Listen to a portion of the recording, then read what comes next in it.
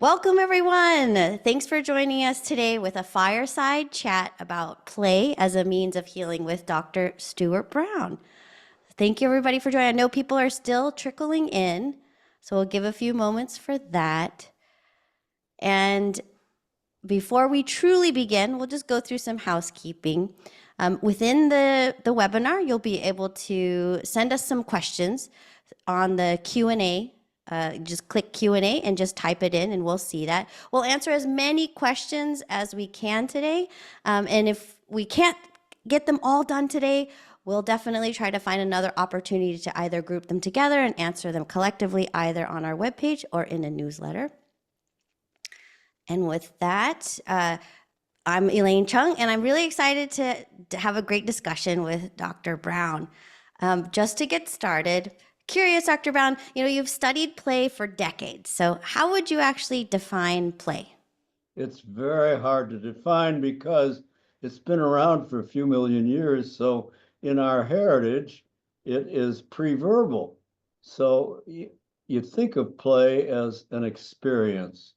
However, there are definitions that give us a little better idea of what play is. It's voluntary. It's done for its own sake. It produces a sense of pleasure. It takes you out of a sense of time. It has benefits that we'll talk about, I'm sure, more completely as the session unfolds.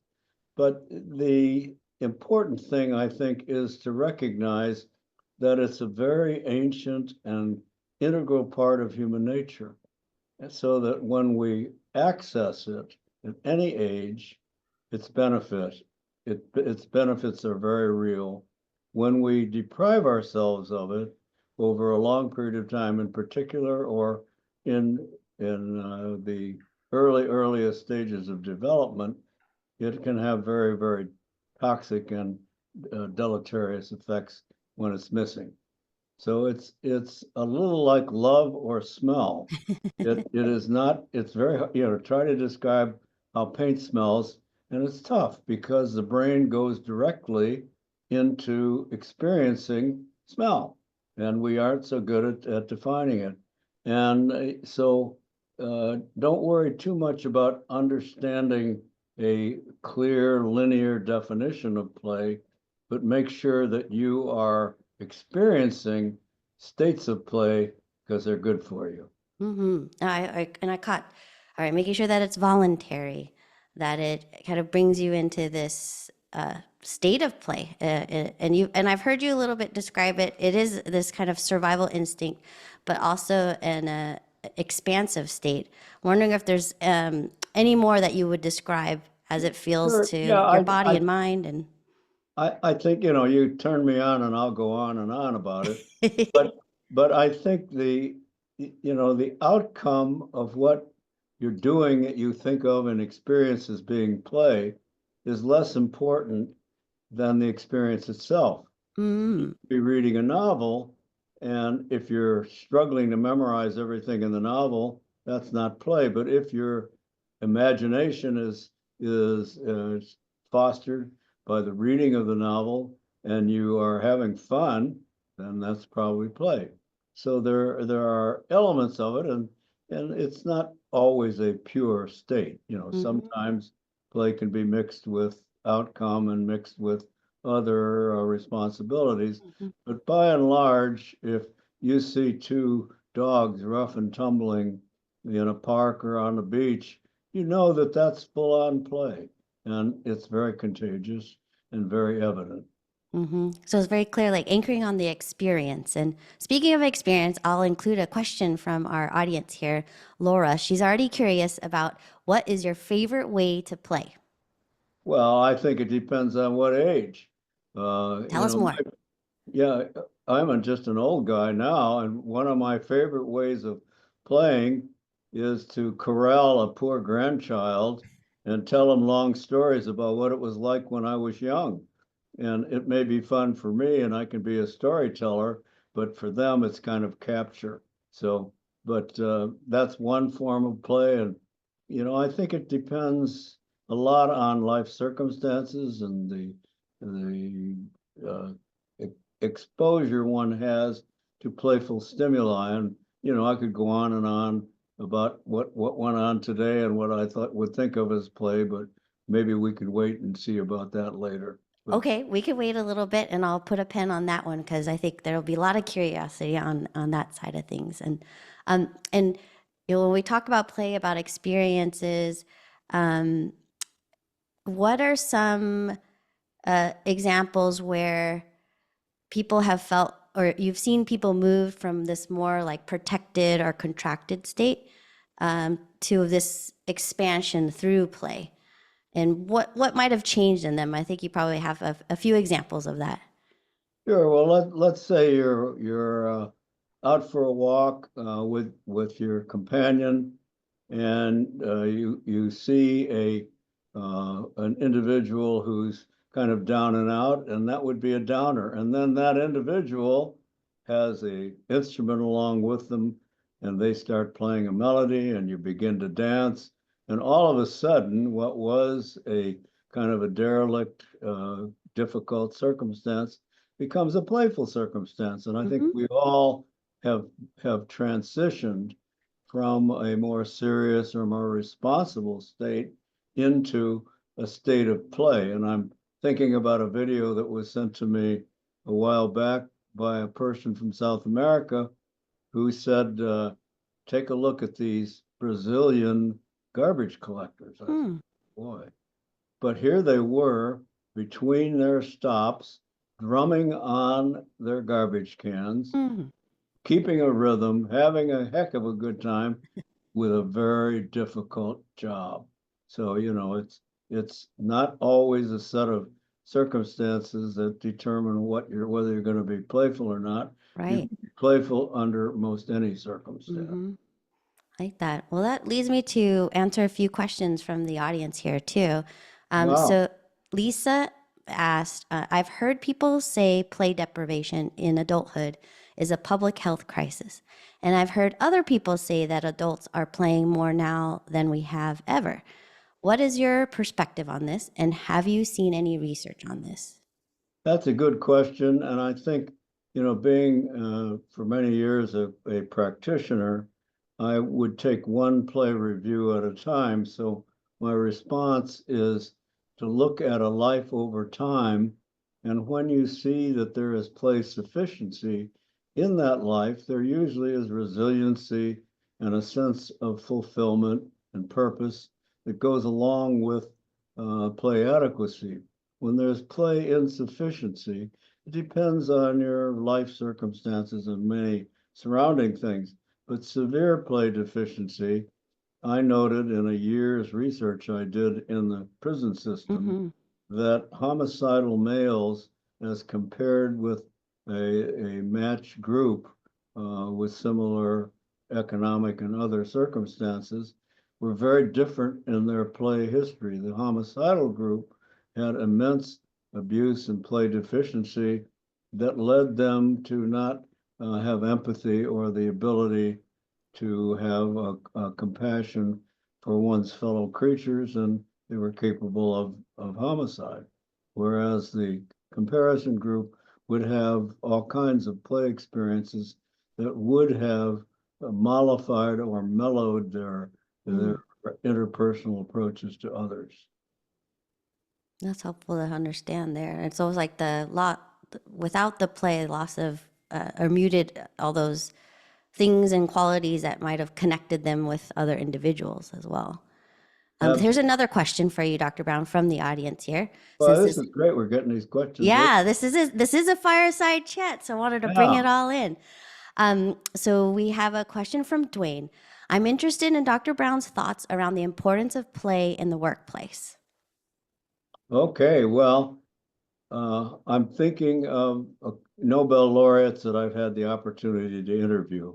One in particular recently died, but he was somebody I got to know well. His name was Roger Guillemot. Roger Guillemot got the Nobel Prize in Medicine for discovering releasing factors. Well, when I was a medical student, what he considered work and what I would consider play was the line was blurred. He and I spent nights in the anatomy room when I was a medical student. He was an instructor in physiology at that time, and he was looking to understand a portion of the brain that he thought was producing what he ultimately got the Nobel Prize for, called releasing factors. Mm. And he said to me one night after a while, because I was preparing dissection for the next day, he said one night, Stuart, he had a French accent, I am noticing that the veins from the hypothalamus of the brain are too large to explain why the vein discharge from the hypothalamus goes to the pituitary. Well, you'd think that was work, but for him, he might as well, the dissection of the brain might as well have been a playground for him.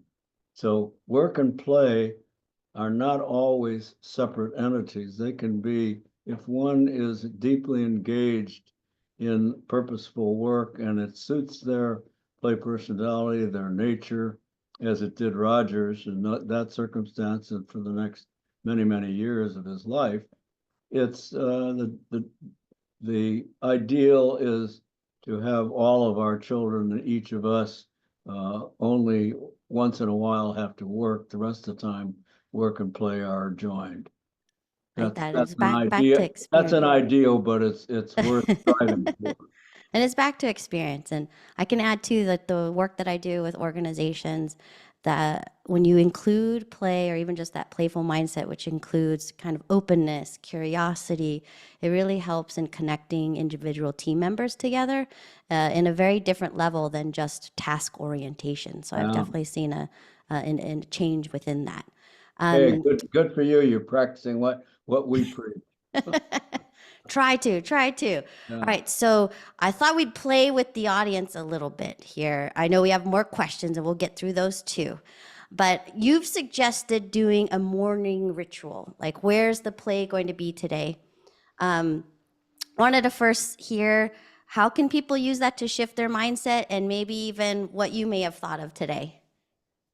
Well, I think since I've had the fun of and the odyssey of chasing play and play science for many years, I'm a little more stilted in not stilted, but full of play and play thoughts. So part of my morning ritual is to try and imagine, here comes a day ahead of me. Am I going to be able to incorporate play into this day? And is my play attitude going to be there? Well, you and I have talked about this in the past, Elaine, but today I'm an old guy that's hard of hearing, and I'm going to see the audiologist today, and the audiologist has an a gadget that amplifies conversation so that I can point an amplifier toward a person speaking to me, and I'll be able to hear in a restaurant or something like that, where otherwise I couldn't.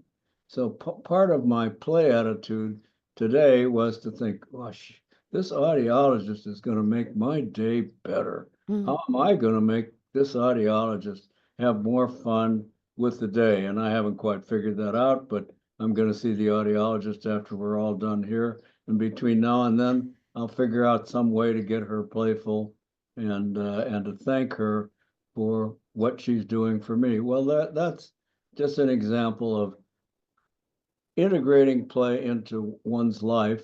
And I think if all of us recognize the significance of a play nature and its importance to our well-being, we would prioritize it and start a day and maybe include it in virtually every day.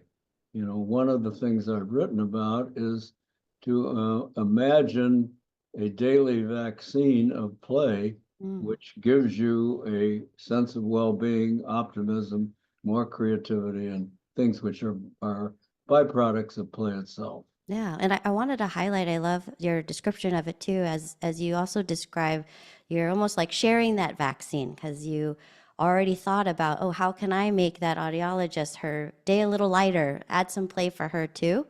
to be able to include that. So I think that's back to like experience and connection as we talk about play as this healing component of it. And to extend and gather from our audience here, I thought we would try a waterfall. So I think you guys just have all access to the Q&A. So within it, we'll do like a waterfall thing where think about this one question, which is what is play going to be for you today? So what is play going to be for you today? And think about it for a minute, and then when you're ready, just type it in the Q&A box. Don't push enter just yet, and I'll count down. All right, so we'll give you a few seconds to think about it. All right, and type it in.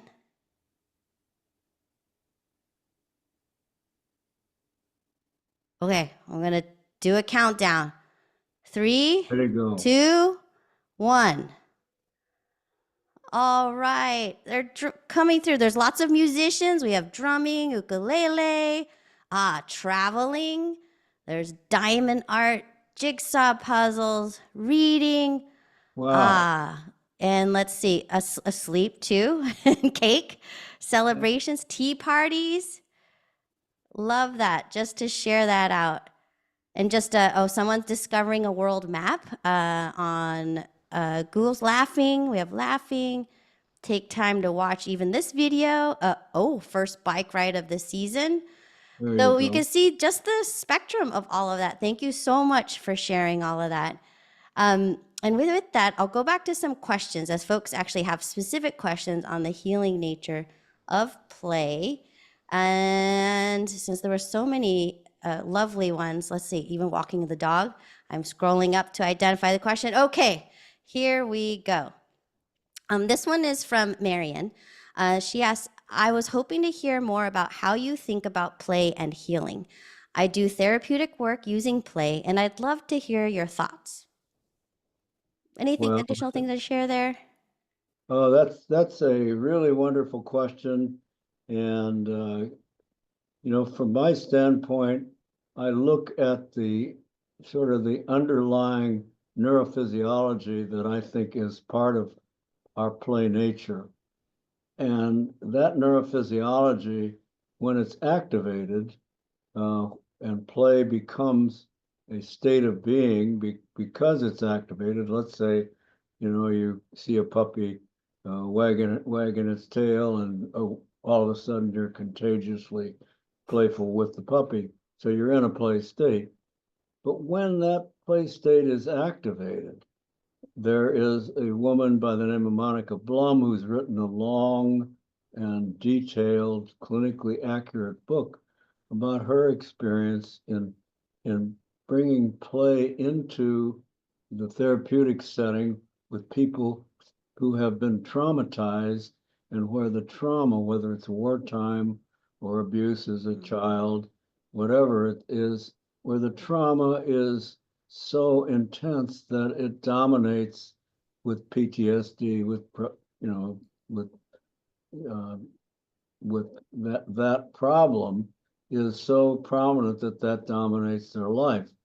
And what she has found through interjecting her own playful state and finding the playful state of her clients, her patients, is that the introduction of play itself, where the therapeutic setting becomes genuinely playful, what happens is that this overpowering memory, which is so emotionally charged, and this is part of the PTSD, is essentially not only lessened, but diminishes in its ability to alter and change the life of the otherwise sufferer. So play itself, when it is experienced, has a softening effect on memories that otherwise are troubling. And we all face loss, death, challenges, trauma. I mean, there's no one that goes through life without some of that. And I think keeping a play presence tends to lessen the dominance of memory and of emotion that otherwise is such a downer. So it doesn't take away the memory completely. It just makes that memory less intense. So I would I'm looking forward to the release of Monica's book later this summer. Mm-hmm. I almost relate it back to what you said about it being a vaccine. So it's like the thing that might get you sick or get you down, that Yeah. the impact of it is a little less. There's a little more resilience within you just by including that dose of play. Well, I don't think the average human being thinks of play as having that kind of public health Mm-hmm. significance. We think of it as something for kids and something you do when Mm-hmm. you do anything that's more responsible to take your time. And oh my gosh, it isn't going to help my productivity at work. Well, it does. Yeah. Oh, and with, it's with kids' recess, for example, we know that the objective signs of academic performance are improved when there's longer recess times. So play has a very positive effect, not just on these penetrating memories that are so painful, but on many other elements of life that we don't always give it credit. Mm-hmm. I think as adults too, we can feel what play does, um, and I'll lead in another question from the audience here, and it's in the context of really like if you're trying to just get a community together and connect and try to instill some play. Matt asks this question: how would you invite a non-playful person to play more? That's a tough one. I think, being for many years a therapist, I have recollections of people who would come in depressed, Mm, saying, I don't know how to play, and you'd find some avenue into a source of joyfulness for them that would then allow them to connect with others with some of that, same joyfulness, whether it's music or dance or card or bingo, bingo in the, in the church, whatever. mm-hmm. Uh, so I think one of the outcomes of finding your play nature is that you want to share it and belong to others who are also players. So, all I know is that if I want to go to a place where I play tennis and hang out where my old age interferes with the game, I can still have a really good time heckling the players that are there and they heckle back because we're mutually playful together. So belonging and forming a community and having this community not be focused on differences but on similarities and on common ground is really important. Makes me think that before World War II, if Hitler and Stalin had danced together, we might Mm-hmm. be a different world. Mm-hmm. Okay, so it's like play isn't just individual; it's social. It can Yeah, have a well, strong impact too. we're social beings at our Yeah. core. We require support, even if we're introverted. We're still social beings. Mm-hmm. Got it. Okay, and there's another question here from Laura. Um, uh, let's see. Did the film you appeared in, Playing for Keeps, how did that impact, I guess, the sharing or the opportunities of the importance of play?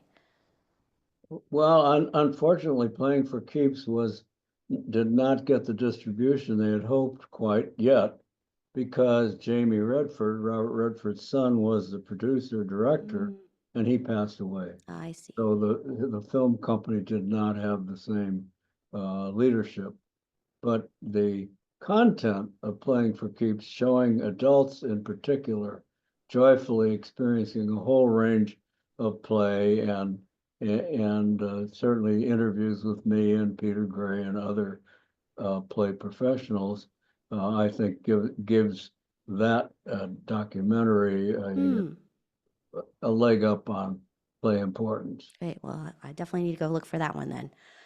I thought since we're talking about a kind of healing side of it too, I wanted to share something that David, an audience member here, shared here. And so He says, I am a spine surgeon, and after reading Dr. Brown's book, I decided to create a playful work environment. It changed everything, including feeling drained at the end of the day. Our performance in the OR improved dramatically. I feel finding enjoyment in every aspect of life has been key in dealing with and avoiding burnout. I have also observed play as a definitive healing modality that engenders safety physiologically, and the body and mind heal at a remarkable level. Quit fighting darkness and turn on the lights. I just wanted to share that with you, but also to see, what that spawned in your own thoughts. If there's anything else to share there. Boy, that almost brings me to tears. Thank him for his contribution, and I'm sure his patients are going to heal quicker, more quickly, and if they're in pain, the context of the pain is not always as deeply profoundly experienced because you've got some other things to distract you, namely your own play nature. But that's my heart's warm from that very, very thoughtful input. Yes, thank you. Thank you, David. I thought you would want to hear that one. Yeah. Here's another question, too, from Frederica. Talking about a play community, what are your thoughts about play as a connection between different generations or different cultures? That's also difficult. I think if there is the right setting, for example, storytelling is surprisingly compelling Mm.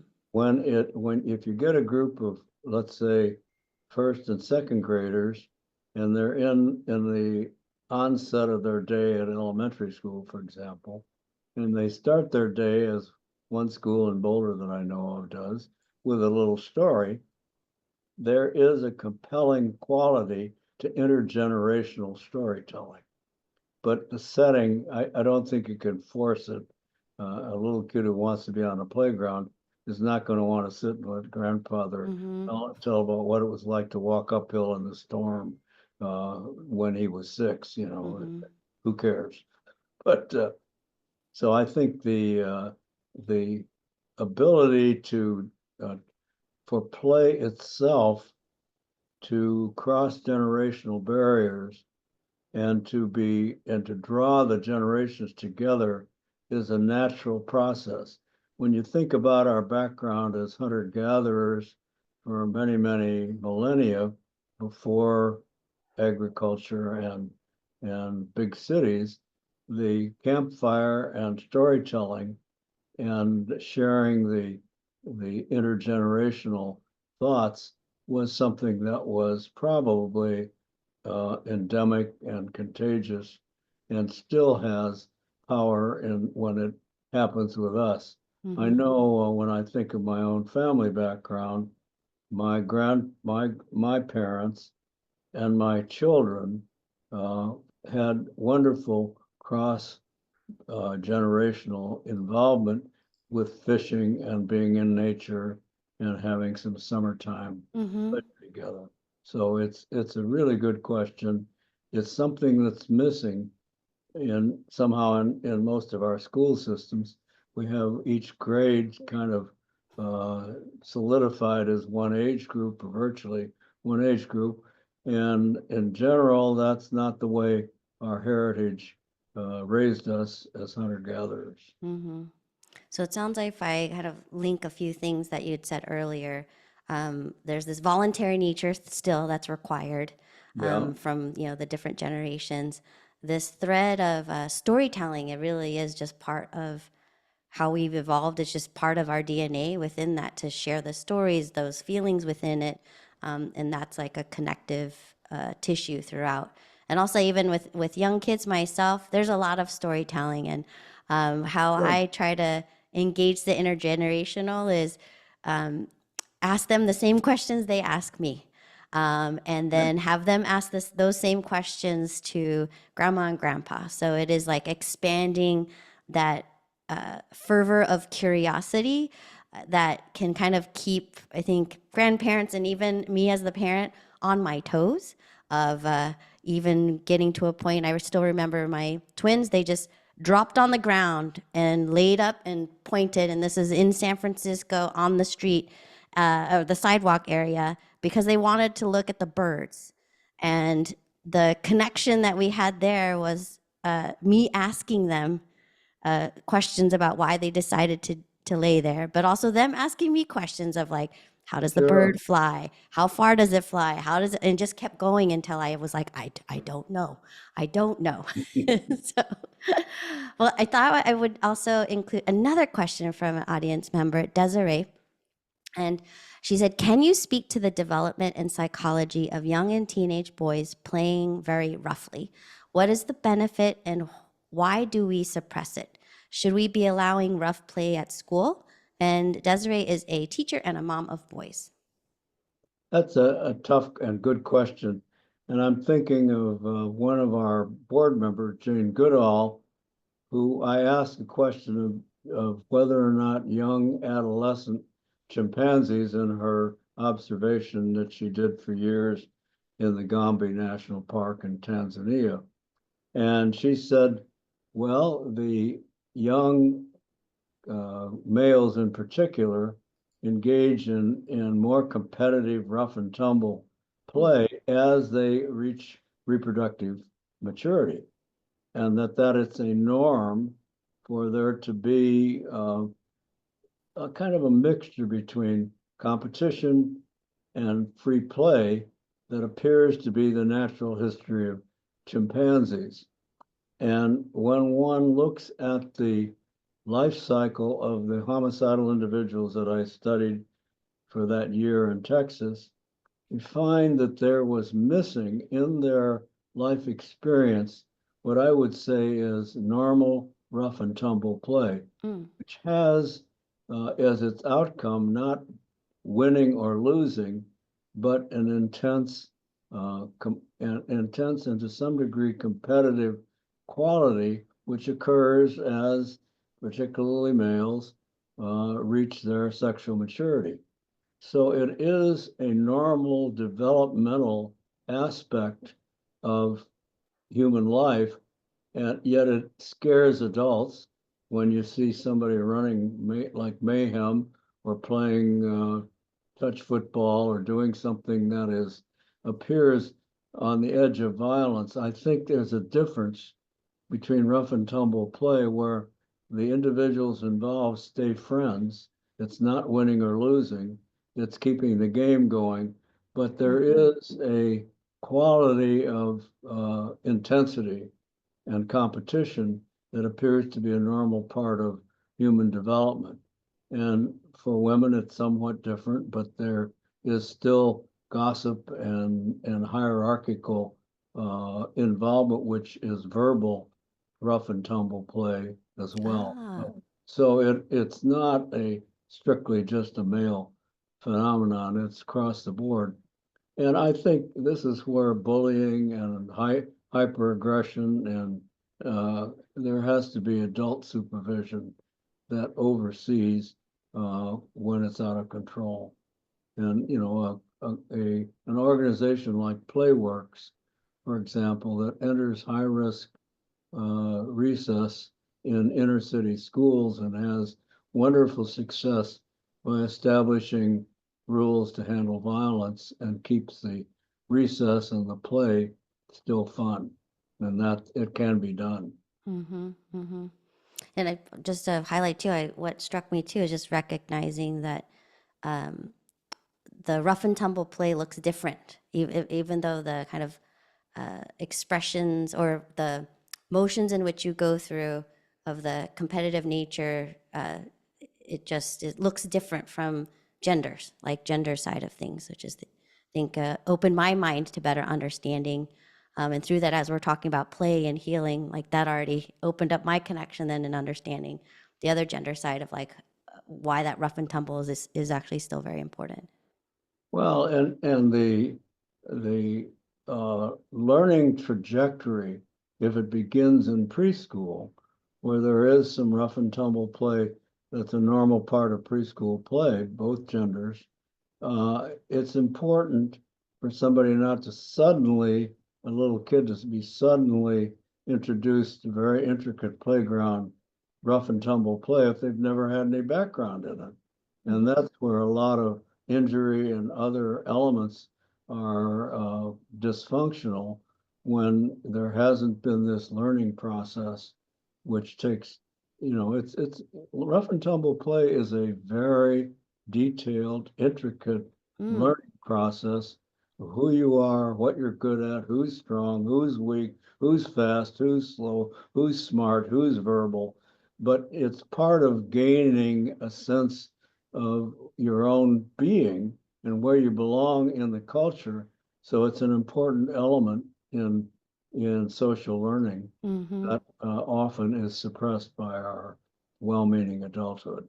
Right, right. And I think continuing this vein, I'll share another question from the audience from Ollie. For those families who are vulnerable or at risk for different reasons, how do you encourage play in families, particularly when parents don't know how to play with their kids because they don't know how to play themselves? That's also very, very tough.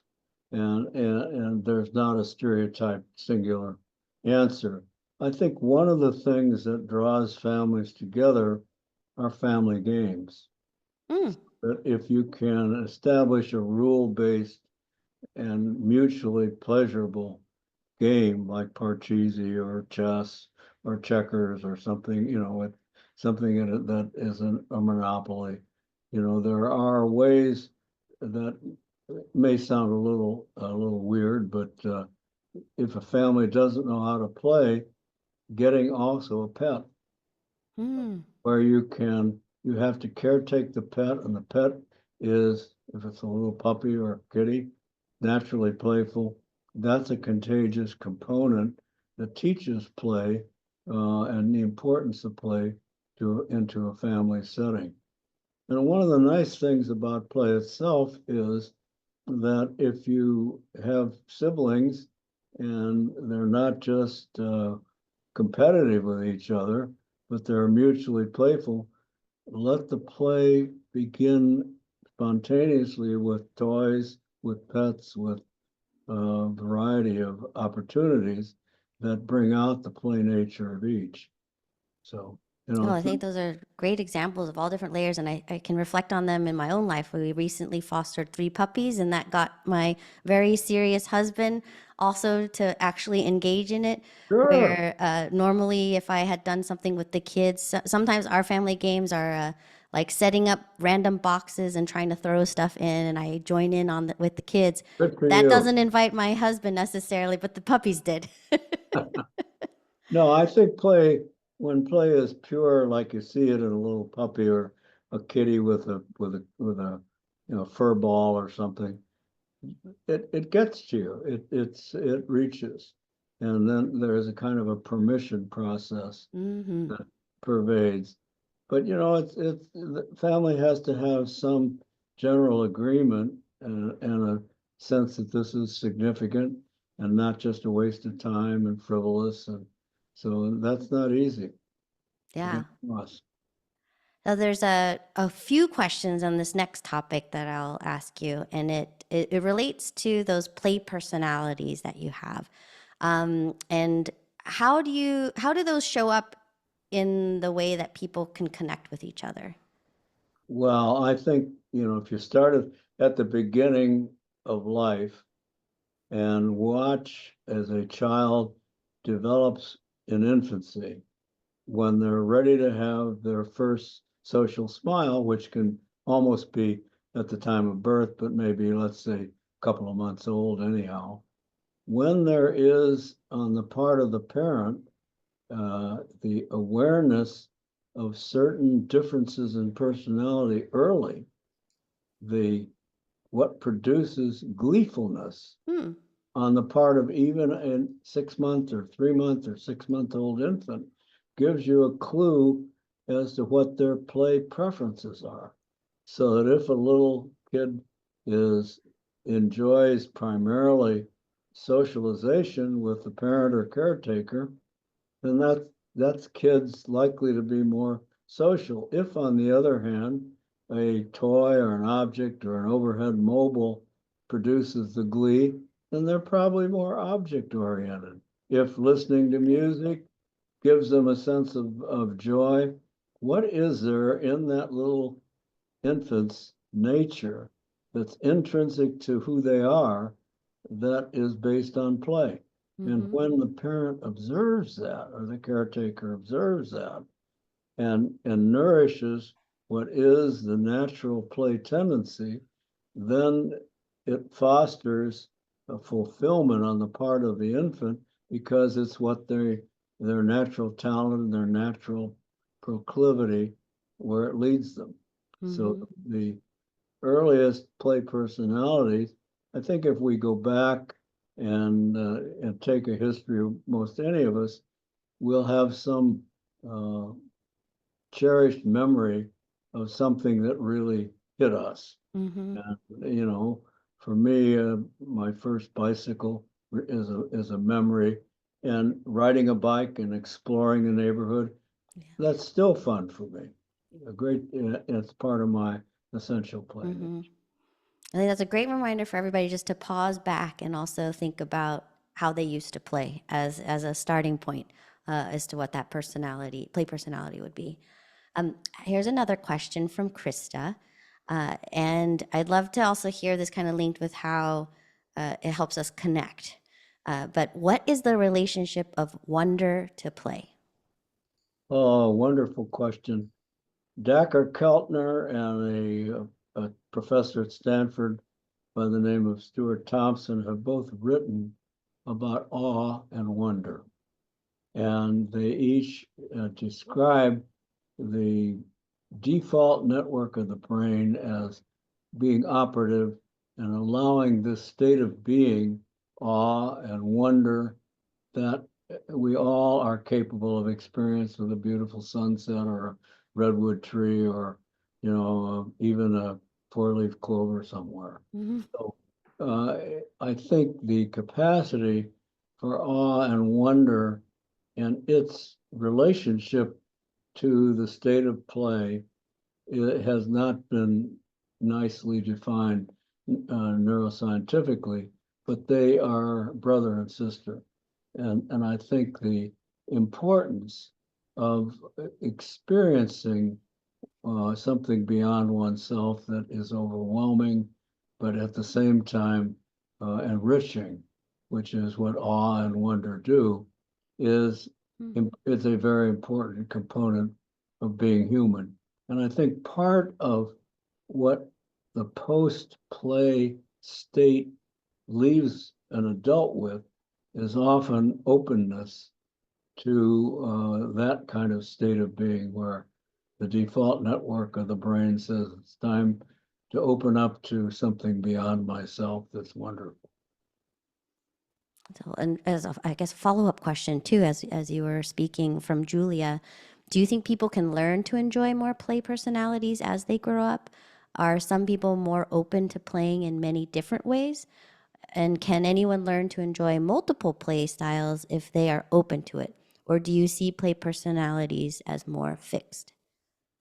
I think she's on to something very, Mm-hmm. very I think the natural play personality is there at the beginning, and it's easier to link that to adult activities from a therapist or theoretician's point of view.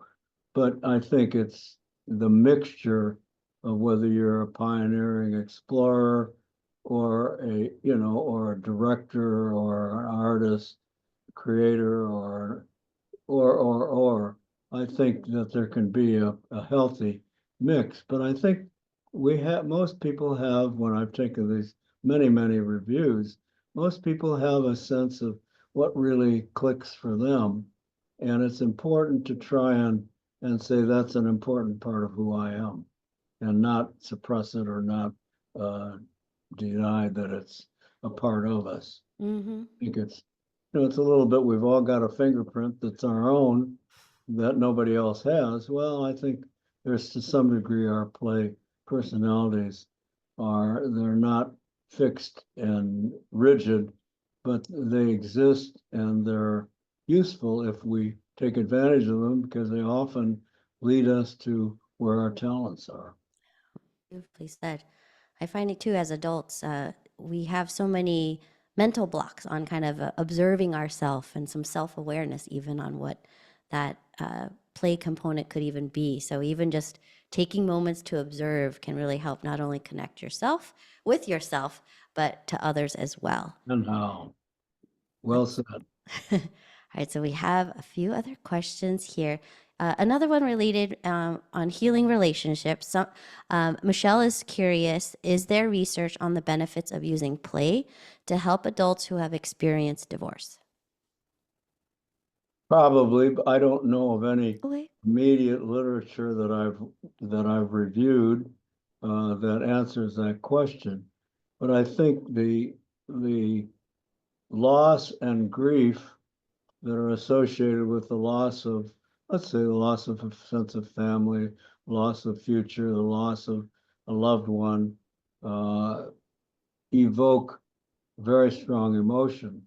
And finding uh, play as a means of buffering against that grief and against the sense of loss, and also being adaptive to life change. If you've had two incomes and suddenly you have one and or maybe none, that's a huge adjustment. How do you Mm-hmm. and play helps us adapt, be prepared for the unexpected, uh, have more resilience in the face of trouble. I mean, people don't think of play as producing that, and yet it does give you some alternatives often that you don't think about without the play.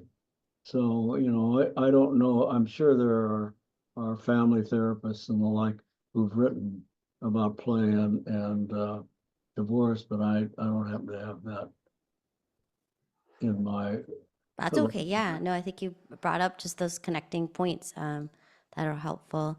I think related, somewhat related to it, wanted to ask someone from an anonymous attendee here, can play personalities be shaped by trauma? And if you tend to be a people pleaser as a trauma response, for example, could that influence how you play? Of course. Okay. I think temperament and is, what 50% of temperament is supposedly an inherited quality. So you can be by temperament a people pleaser, for Mm. example. That doesn't mean you can't add additional boundaries so that you're not beholden to anybody who walks in the door where you're trying to please them because would have no effective boundary for yourself. Mm-hmm. So yes, there is the ability to add to temperament, but I think we still have kind of know this is who I am. At the core. Mm-hmm. I can add things, I can lessen things, I've got some control over my life circumstances, hopefully. Mm-hmm. And a question from Scott on exploring a little bit of your thoughts on the connection or even the overlap of playfulness and creativity. What are your thoughts on that? Well, I think, if we were to look at play and imagination Mm-hmm. early and the fostering of fantasy and pretend and make believe, and let's say in the preschool age, to where that's not made fun of by the parents or a teacher or someone, but is stimulated. Mm-hmm. And we allow ourselves kind of a freedom to keep being imaginative. Playfulness and imaginativeness go together, and in that process, new thoughts, creative innovations often emerge. That why does singing in the shower work? Well, that may be one of those circumstances where you're not stuck with a particular thought process, and your imagination and creativity are given free rein. So playfulness, imagination, pretense, private storytelling, these are all adaptive qualities that are linked to our play natures. Mm-hmm. Mm-hmm. And as you think about those play natures, and I know earlier on we were talking about this thread of storytelling and helping, let's say, voluntary